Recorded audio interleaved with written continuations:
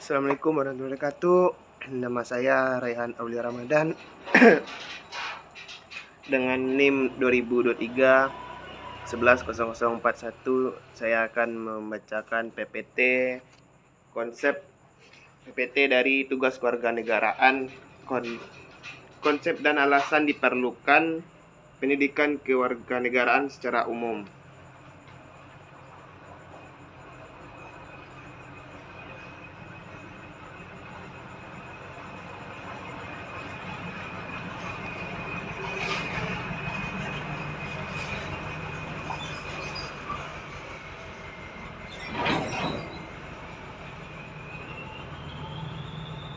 Langsung saja kita masuk kepada bab 1 pembahasan. Latar belakang. Pendidikan kewarganegaraan adalah suatu komponen esensial dalam kurikulum pendidikan yang bertujuan untuk membentuk individu yang sadar akan hak dan kewajibannya sebagai warga negara. Pendidikan ini berfungsi sebagai sarana untuk menanamkan nilai-nilai demokrasi, kebangsaan, serta kesadaran dan tanggung jawab sosial.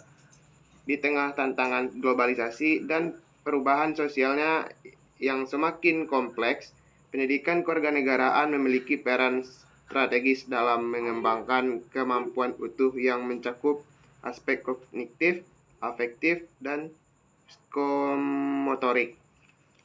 Kita lanjut slide kedua.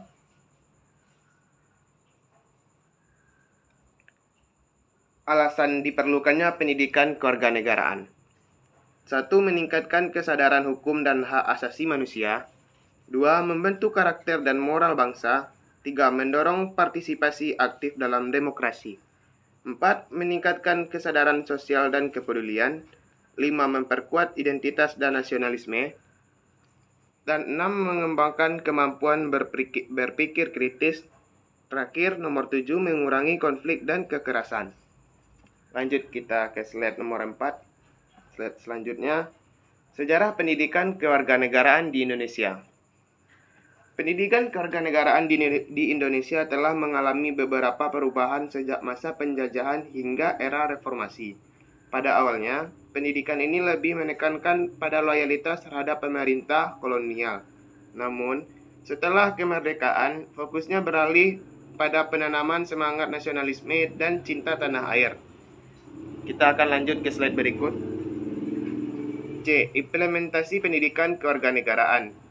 Implementasi pendidikan kewarganegaraan dilakukan melalui kurikulum formal di sekolah mulai dari tingkat dasar hingga perguruan tinggi.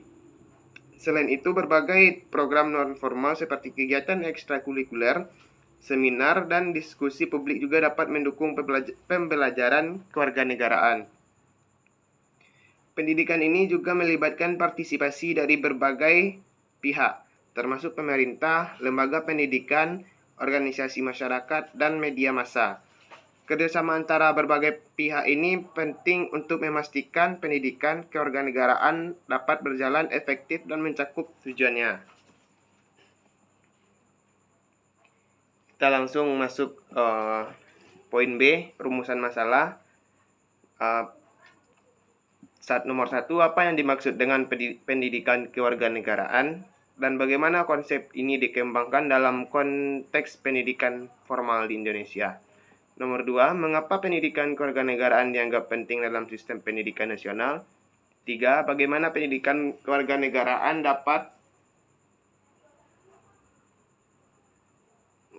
mendorong partisipasi aktif dalam kehidupan demokrasi. 4, apa hubungan antara pendidikan kewarganegaraan dengan peningkatan kesadaran sosial dan kepedulian terhadap isu-isu sosial? 5. Bagaimana pendidikan kewarganegaraan dapat memperkuat identitas nasional dan rasa cinta tanah air? 6. Apa saja tantangan dan hambatan dalam mengimplementasi pendidikan kewarganegaraan di Indonesia? Jadi ada 6 poin di rumusan masalah itu. Tujuan penulisannya kita jelaskan sedikit. 1. Menjelaskan konsep dan prinsip elemen-elemen dasar pendidikan kewarganegaraan serta pentingnya dalam konteks pengembangan kemampuan utuh mahasiswa. 2. Menilai bagaimana pendidikan kewarganegaraan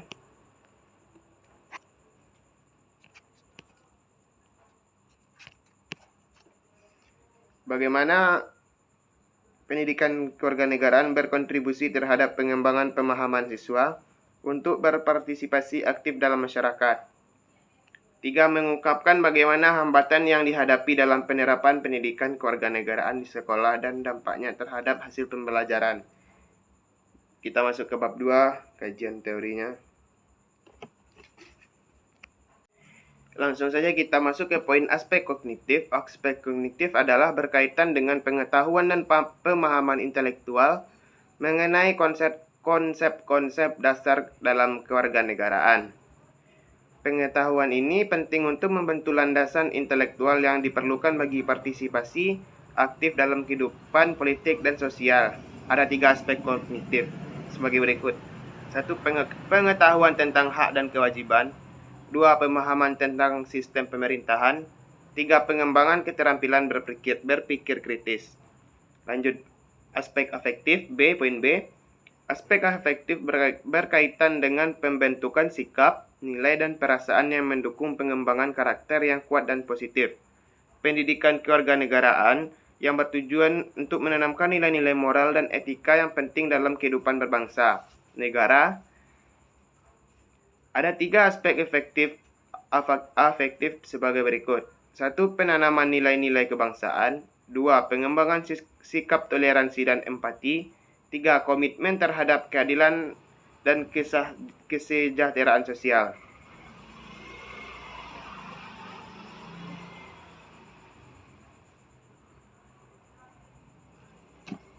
Langsung saja kita masuk ke aspek C, aspek psikomotorik. Aspek psikomotorik berkaitan dengan keterampilan dan tindakan praktis yang diperlukan untuk berpartisipasi aktif dalam kehidupan sosial dan pendidikan kewarganegaraan, mendorong mahasiswa untuk mengembangkan keterampilan yang mendukung partisipasi aktif dan kontribusi positif dalam masyarakat. 3 aspek psikomotorik sebagai berikut. 1. Pengembangan keterampilan sosial. 2. Partisipasi dalam kegiatan masyarakat. 3. Pengembangan keterampilan dan kepemimpinan. Integrasi dari ketiga aspek ini, kognitif, afektif, dan psikomotorik adalah kunci untuk mengembangkan kemampuan utuh yang diperlukan untuk menjadi warga negara yang bertanggung jawab dan berkontribusi positif dalam masyarakat. Pendidikan kewarganegaraan harus mampu memberikan pengalaman belajar yang holistik, yang tidak hanya meningkatkan pengetahuan dan pemahaman, tetapi juga membentuk sikap nilai yang positif, serta mengembangkan keterampilan praktis yang diperlukan dalam kehidupan sehari-hari. Kita masuk ke bab 3, metode pelaksanaan wawancara. Wawancara adalah satu metode pengumpulan data penelitian kualitatif maupun kuantitatif yang melibatkan interaksi langsung antara pewawancara dan responden. Metode ini memungkinkan peneliti untuk mendapatkan informasi yang mendalam dan rinci mengenai suatu topik, fenomena, atau pengalaman dari perspektif orang yang diwawancarai. Nomor 1, pengertian wawancara. Secara umum, wawancara dapat diartikan sebagai suatu proses komunikasi verbal antara pewawancara dan responden yang bertujuan untuk memperoleh informasi, pendapat, atau pemahaman mengenai suatu hal. Wawancara biasanya melibatkan pertanyaan yang telah disusun sebelumnya atau pertanyaan spontan yang berkembang selama proses wawancara berlangsung. 3. Jenis wawancara. Berikut adalah beberapa jenis wawancara yang umum digunakan. Nomor 1, berdasarkan struktur. Nomor 2, berdasarkan tujuan. Nomor 3, berdasarkan media. 3. Tahapan dalam wawancara. Wawancara biasanya melibatkan beberapa tahapan yang meliputi persiapan, pelaksanaan, analisis, dan pelaporan. 4. Kelebihan dan kekurangan wawancara. Kelebihan, mendapatkan informasi mendalam. Wawancara yang memungkinkan pewawancara untuk mendapatkan informasi yang mendalam dan detail dari responden. B. Kekurangannya, bias pewawancara. Wawancara dapat dipengaruhi oleh bias pewawancara yang dapat mempengaruhi objektivitas data yang diperoleh. Lanjut, kita akan ke dokumentasi. B. Dokumentasi adalah proses pengumpulan, penyimpanan, dan pengelolaan berbagai jenis informasi atau data dalam bentuk tertulis, gambar, video, atau media lain untuk tujuan tertentu, seperti referensi, bukti penelitian, atau pengelolaan informasi. Kita lanjut ke pengertian dokumentasi. Pengertian dokumentasi adalah pengumpulan, pemilihan, pengolahan, dan penyimpanan informasi dalam bidang pengetahuan. Bukti tertulis yang dapat digunakan sebagai bahan untuk memperkuat suatu pendapat. 2. Tujuan dokumentasi. Untuk referensi dan akses informasi. 2. Bukti dan rekaman. 3. Pengelolaan dan pengetahuan. 4. Komunikasi dan transparansi. 5. Pembelajaran dan pelatihan. 3. Jenis-jenis dokumentasi. Dokumentasi dapat dibedakan berdasarkan media dan konteks penggunaannya. Beberapa jenis dokumentasi yang umum digunakan adalah 1. Berdasarkan media. 2. Berdasarkan konteks pengguna.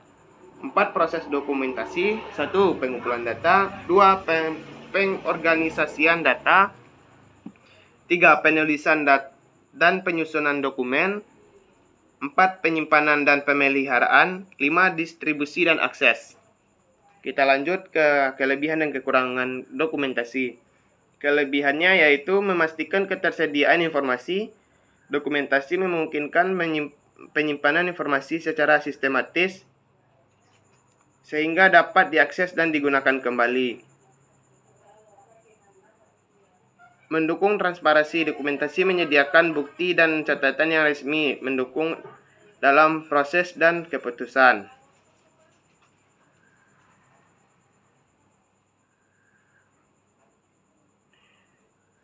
Lanjut, untuk mengurangi ketergantungan pada ingatan. Dokumentasi mengurangi ketergantungan pada ingatan dan individu dengan menyimpan informasi secara tertulis atau dalam bentuk lain. Membantu pengambilan keputusan. Dokumentasi menyediakan data dan informasi yang dapat digunakan sebagai dasar untuk pengambilan keputusan yang lebih baik. Kekurangannya untuk dokumentasi adalah memerlukan waktu dan sumber daya. Proses dokumentasi yang seringkali memerlukan waktu dan sumber daya yang signifikan, baik untuk pengumpulan dan penyusunan maupun pemeliharaan dokumen. Kita lanjut ke bab 5, penutup. Kesimpulannya yaitu poin utama, kesimpulan, pendidikan kewarganegaraan merupakan elemen penting dalam sistem pendidikan yang berfungsi untuk membentuk individu yang akan sadar hak dan kewajiban mereka sebagai warga negara. Pendidikan ini bertujuan untuk menanamkan nilai-nilai demokrasi, kebangsaan, dan kesadaran sosial, serta mengembangkan aspek kognitif, afektif, dan psikomotorik siswa. B. Saran. Pendidikan kewarganegaraan harus dirumuskan dengan jelas, mencakup definisi tujuan dan cakupan materi yang mencerminkan nilai-nilai demokrasi, hak asasi manusia, dan tanggung jawab sosial. Berikut beberapa saran dalam merumuskan konsep PKN. 1. Komprehensif dan terintegrasi. 2. Kontekstual dan relevan. 3. Metode pembelajaran interaktif. 4. Penggunaan teknologi. Mungkin itu saja yang bisa saya jelaskan dari PPT Pendidikan Kewarganegaraan tentang konsep dan alasan diperlukan pendidikan kewarganegaraan secara umum. Maaf kata, saya akhiri dengan Assalamualaikum warahmatullahi wabarakatuh.